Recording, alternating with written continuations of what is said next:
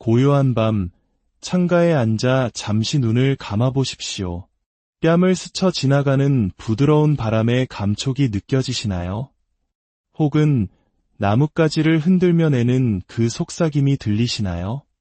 우리는 바람의 존재를 느끼고 그 소리를 듣고 그로 인해 일어나는 변화들을 목격하지만 정작 그 바람이 어디에서 시작되어 어디로 향하는지 정확히 알지 못합니다.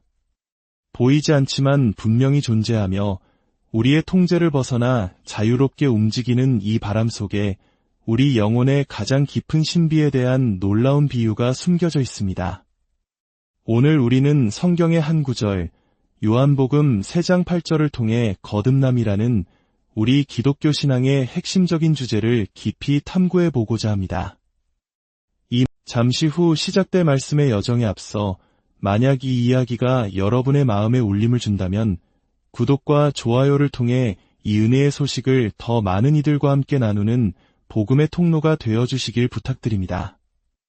여러분의 작은 손길이 어둠 속에서 빛을 찾는 또 다른 영혼에게 희망의 바람을 불어넣어 줄 수 있습니다. 이제 우리 모두의 마음을 열어 하나님의 말씀을 함께 나누겠습니다. 사랑과 은혜가 풍성하신 하나님 아버지, 오늘 이 시간 아직 하나님의 자녀로 태어나지 못한 영혼들이 우리가 전하는 살아있고 항상 있는 말씀, 곧 복음을 통해 거듭나는 역사가 일어나기를 간절히 소망합니다. 주님, 오셔서 새 생명을 창조하여 주시옵소서.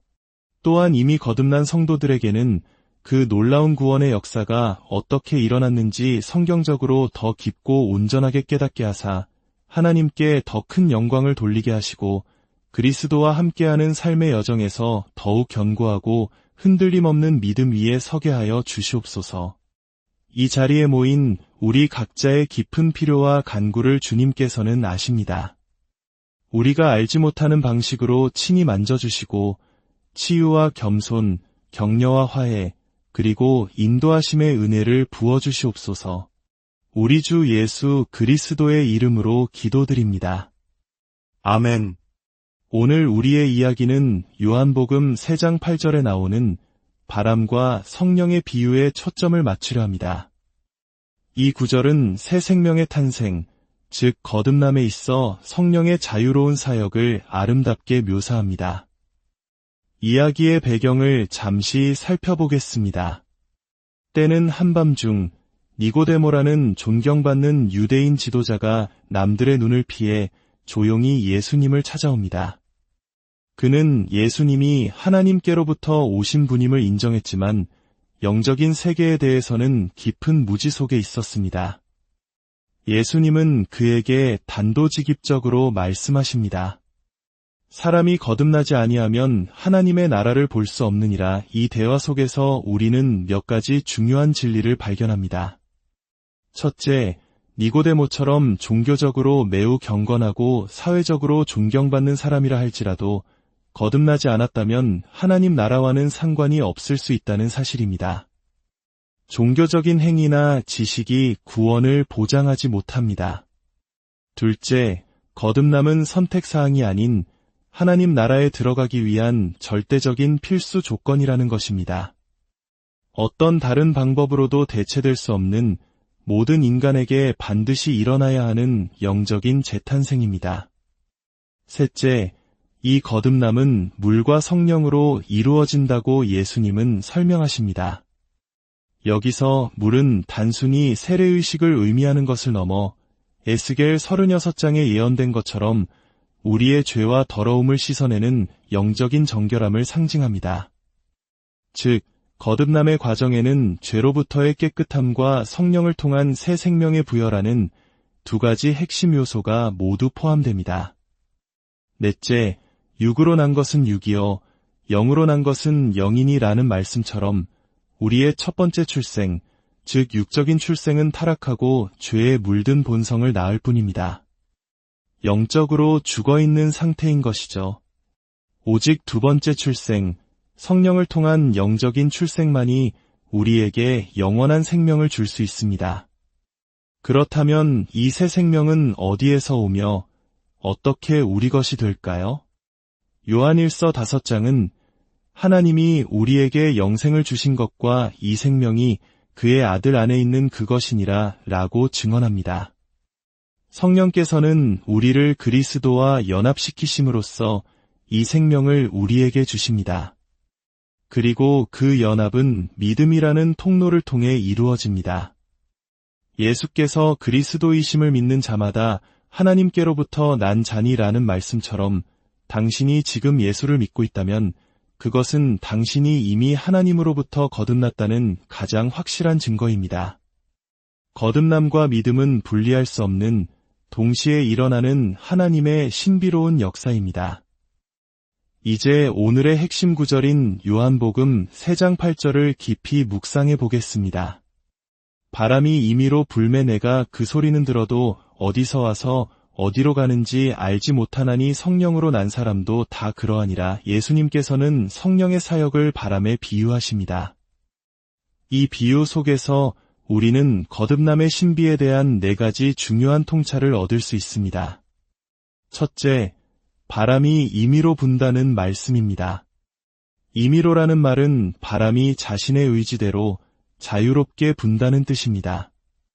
고대 사람들에게 바람은 인간이 통제하거나 예측할 수 없는 자연의 힘이었습니다. 우리는 바람을 만들어내거나 그 방향을 바꿀 수 없습니다.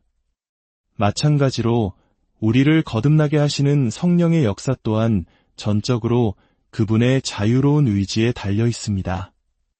성령님은 인격적인 하나님이시며 자신의 뜻대로 생명의 역사를 이루십니다. 우리는 그분을 조종하거나 강제할 수 없습니다. 둘째, 내가 그 소리는 듣는다는 말씀입니다. 바람 자체는 눈에 보이지 않지만 우리는 그 효과를 통해 바람의 존재를 인지합니다. 나뭇잎이 흔들리고 깃발이 나부끼고 귓가에 소리가 들리는 것을 통해 바람이 불고 있음을 알 수 있습니다. 이와 같이 성령의 역사도 눈에 보이지는 않지만 그 결과는 명백하게 나타납니다. 거듭난 사람의 삶에는 분명한 변화가 일어납니다. 죄를 미워하고 하나님을 사랑하며 말씀을 사모하고 예수 그리스도를 삶의 주인으로 고백하는 삶의 열매들이 바로 성령의 바람이 불었다는 증거의 소리입니다. 셋째, 어디서 와서 어디로 가는지 알지 못한다는 말씀입니다. 이 구절은 거듭남의 과정에 인간이 이해할 수 없는 신비가 내재되어 있음을 강조합니다. 우리는 바람의 근원과 목적지를 완전히 파악할 수 없듯이 죽었던 영혼이 어떻게 살아나는지 그 모든 과정을 과학적으로 분석하거나 설명할 수 없습니다. 그것은 전적인 하나님의 주권적인 기적입니다. 마치 씨앗이 땅 속에서 어떻게 싹을 틔우고 자라는지 농부가 다 알지 못한 것처럼 우리는 복음의 씨앗을 뿌리지만 그 씨앗에 생명을 불어넣어 자라게 하시는 분은 오직 하나님이십니다. 넷째, 이 모든 비유는 성령으로 난 사람도 다 그러하니라는 결론으로 이어집니다. 거듭남의 주도권은 우리에게 있지 않습니다. 결정적인 의지는 우리의 의지가 아니라 성령의 의지입니다. 이 진리를 우리는 주권적 은혜 또는 불가항력적 은혜라는 신학적 용어로 표현하기도 합니다. 여기서 오해가 없어야 합니다. 불가항력적이라는 말이 우리가 성령을 전혀 거역할 수 없다는 뜻은 아닙니다. 성경은 분명 많은 사람이 성령을 거역한다고 말합니다. 이 용어의 진짜 의미는 하나님께서 한 영혼을 구원하시기로 작정하셨을 때 그분의 은혜는 우리의 모든 저항과 반역을 능히 이기시고 마침내 승리하신다는 뜻입니다. 우리의 완고한 마음, 죄를 향한 본성적인 끌림, 영적인 무지와 어두움은 우리 스스로의 힘으로는 결코 극복할 수 없습니다. 그러나 전능하신 하나님께서는 성령을 통해 우리의 눈을 여시고 십자가에 달리신 그리스도가 얼마나 존귀하고 아름다운 분이신지를 깨닫게 하십니다. 그 순간 그리스도는 더 이상 어리석거나 지루한 존재가 아니라 우리의 마음을 사로잡는 가장 강력하고 매력적인 보화로 다가옵니다. 우리의 저항은 무너지고 우리는 기쁨과 자유함 속에서 그분을 나의 구주, 나의 왕으로 영접하게 되는 것입니다. 이것이 바로 성령의 바람이 하시는 일입니다. 이처럼 성경의 여러 구절들이 이 진리를 뒷받침합니다. 요한복음 6장에서 예수님은 나를 보내신 아버지께서 이끌지 아니하시면 아무도 내게 올 수 없다고 말씀하셨습니다. 사도행전 13장에서는 영생을 주시기로 작정된 자는 다 믿더라고 기록되어 있습니다. 로마서 9장에서는 그런즉 원하는 자로 말미암음도 아니요 다른 박지라는 자로 말미암음도 아니요 오직 긍휼히 여기시는 하나님으로 말미암음이니라고 선포합니다. 이 진리 앞에 우리의 반응은 두 가지로 나뉠 수 있습니다. 한 부류의 사람들은 이 진리 앞에서 위협을 느낍니다. 자신의 구원 문제에 있어 최종 결정권, 즉 자기결정권이라는 우상을 빼앗기는 것 같기 때문입니다. 그들은 자신의 의지와 선택이 구원의 결정적인 열쇠여야 한다고 믿습니다. 내가 마지막 결정을 내려야 해. 내 의지가 가장 중요해. 이런 사람들에게 성령의 자유로운 주권은 자신의 통제력을 상실하게 만드는 불편한 진리로 다가옵니다. 그러나 다른 한 부류의 사람들은 이 진리 앞에서 깊은 전율과 환희를 느낍니다. 그들은 이미 자신의 완전한 무력함과 절망적인 상태를 깨달은 사람들입니다. 나는 죽었습니다. 나는 소망이 없습니다. 내 힘으로는 하나님께 나아갈 수 없습니다. 내 의지는 죄의 노예일 뿐입니다.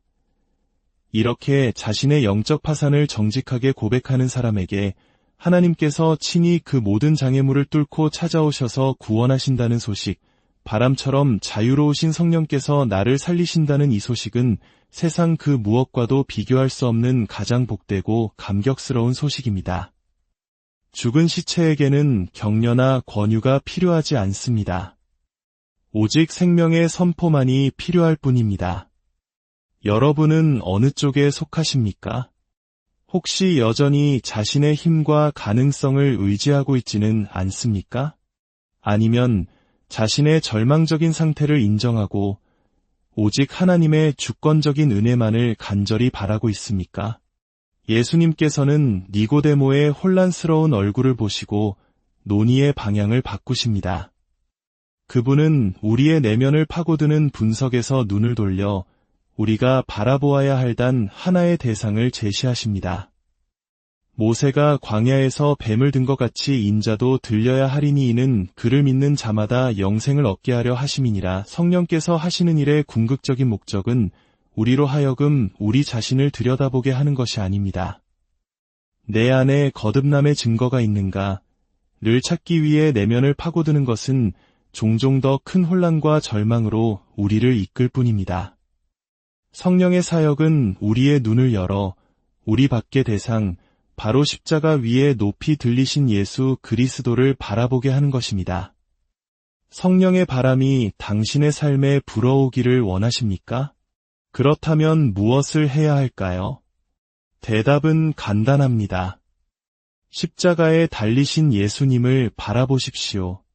당신의 모든 죄를 대신하여 피 흘리신 그분을 바라보십시오. 그분의 사랑과 용서를 묵상하십시오. 당신이 그분을 바라보고 또 바라볼 때 바로 그 순간에 성령의 바람이 불어와 당신의 닫힌 눈을 열고 죽은 영혼에 새 생명을 불어넣어 주실 것입니다. 구원은 우리의 노력에 대한 보상이 아니라 오직 은혜로 주어지는 하나님의 선물입니다. 이제 말씀을 마치며 함께 기도하겠습니다. 하늘에 계신 아버지 하나님, 요한복음 3장 8절의 말씀을 통해 우리 구원에 있어서 성령의 자유로우시고 주권적인 은혜를 깨닫게 하시니 참으로 감사합니다.